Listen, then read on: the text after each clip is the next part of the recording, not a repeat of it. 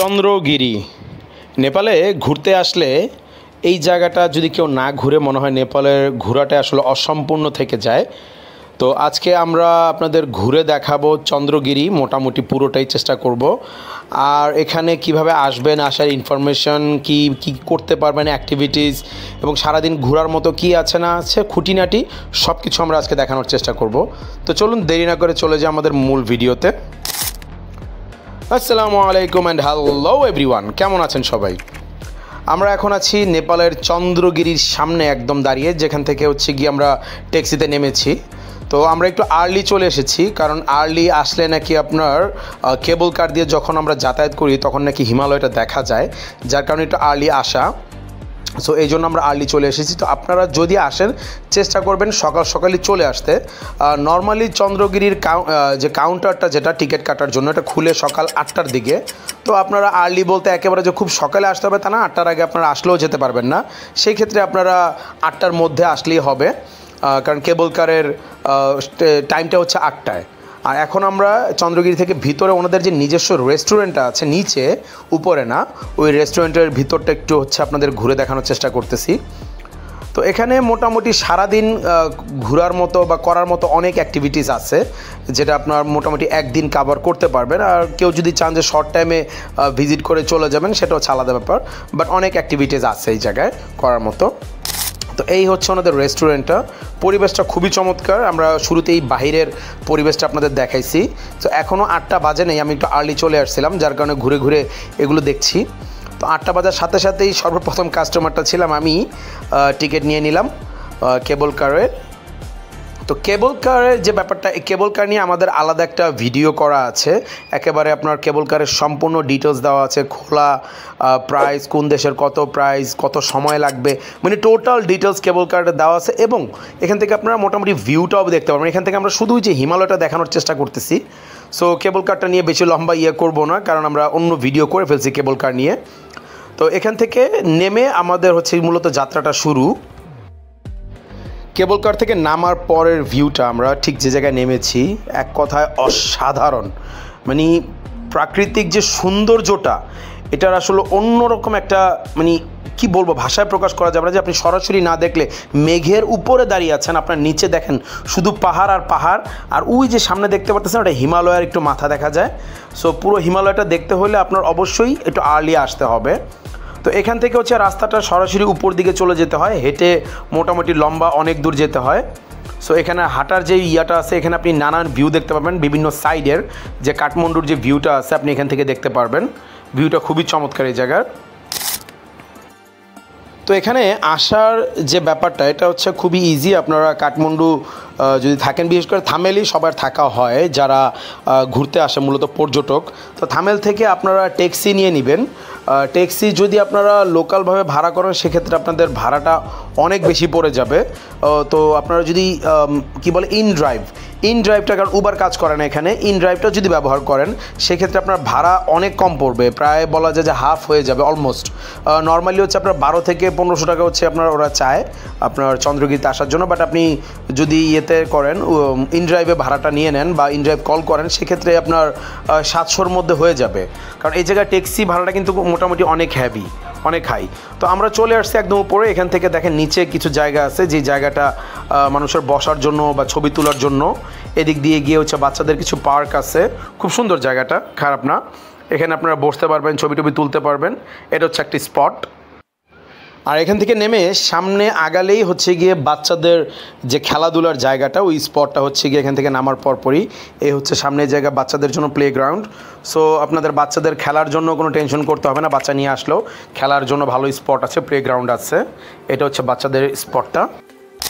আর playground থেকে বের হয়ে একদিকে ঘুরে নিচে যেতে হয়। এই সামনে আরেকটা স্পট আছে, যেটা বাচ্চাদের আরেকটা প্লেগ্রাউন্ড বলা যায়। এখানে মোটামুটি ভালো অ্যাক্টিভিটিস আছে, আর স্কাই ওয়াকিং, হর্স রাইডিং, আর অনেক কিছু আছে এই সাইডটাতে।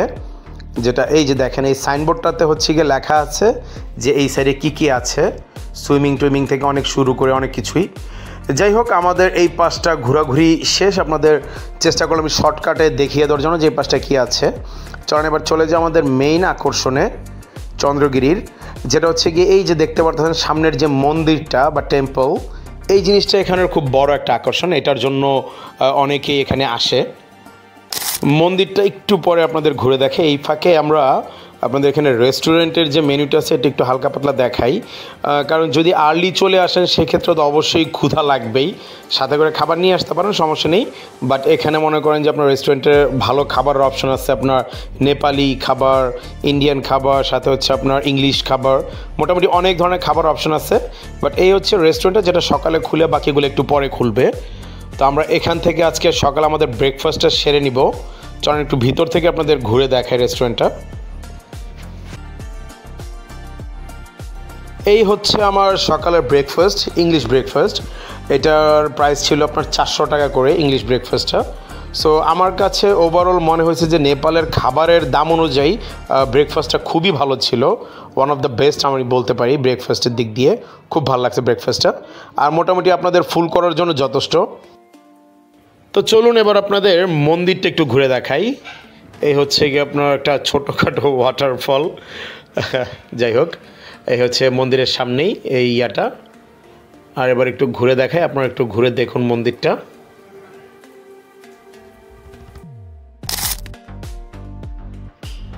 আর এখানে আসলে অন্যরকম কিছু অ্যাক্টিভিটি করতে পারবেন, তার মধ্যে হচ্ছে গিয়ে এই একটা যেটা আমি করেছিলাম স্কাই ওয়াকিং, আর একটা করেছিলাম আপনার সাইকেলিং, সেটা হচ্ছে স্কাই সাইকেলিং। সো এই ছিল অ্যাক্টিভিটিগুলো। আপনারা চাইলে এখানে কিছু মানে অ্যাডভেঞ্চার টাইপের অ্যাক্টিভিটি করেও আপনারা সময় কাটাতে পারবেন। আর এখানে এখন আমি যাচ্ছি সেটা হচ্ছে গিয়ে একবারে সবচেয়ে উঁচু যে জায়গাটা চন্দ্রগিরির, যেখানে থেকে আপনি দূরবীন দিয়ে হচ্ছে আপনার হিমালয়টা খুব কাছে আর কি দেখতে পারবেন। ওদের ওই জায়গায় দূরবীন সেট করা আছে।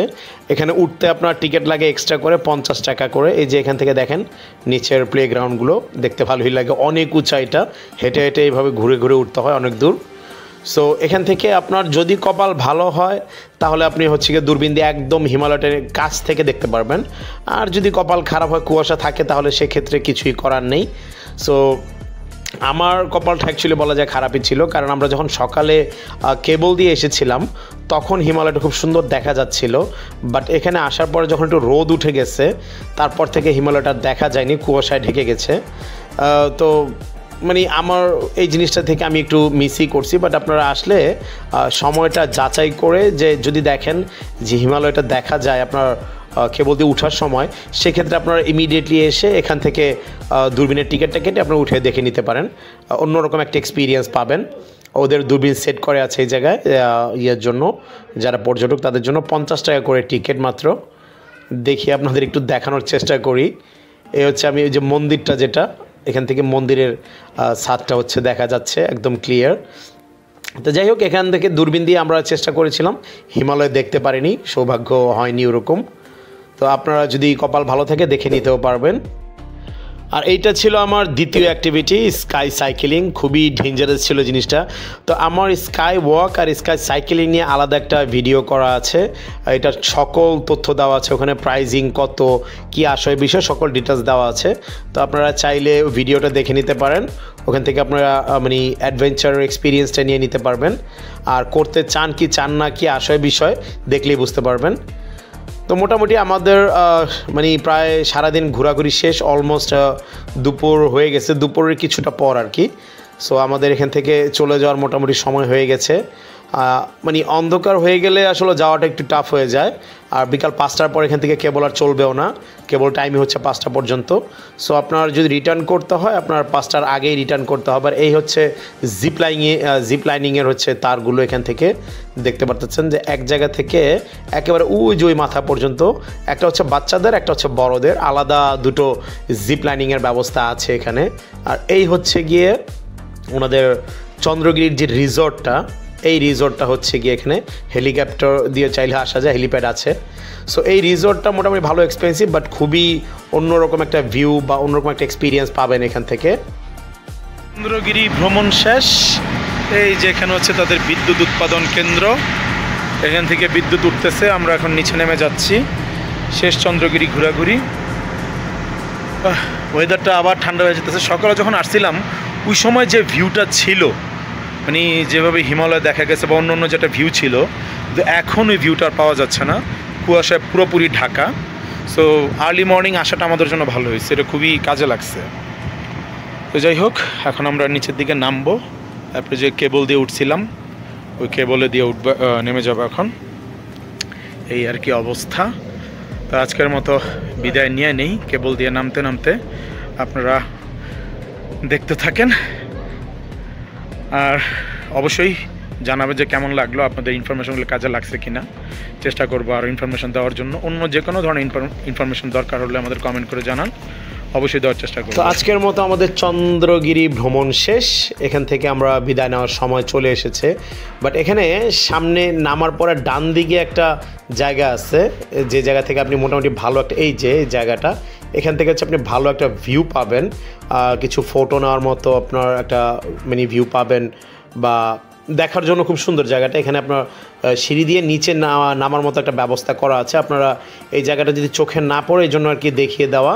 আপনারা চাইলে এই জায়গায় এসে কিছু ফটো ক্লিক করে নিয়ে যেতে পারেন। সো আমাদের কেবল কার চলে এসেছে, আমরা এখন চলে যাব, বিদায় নেব আজকের মতো। কেমন লাগলো ভিডিওটা অবশ্যই কমেন্ট করে জানাবেন, আর কোনো ইনফরমেশন দরকার হলে সেটাও কমেন্ট করবেন।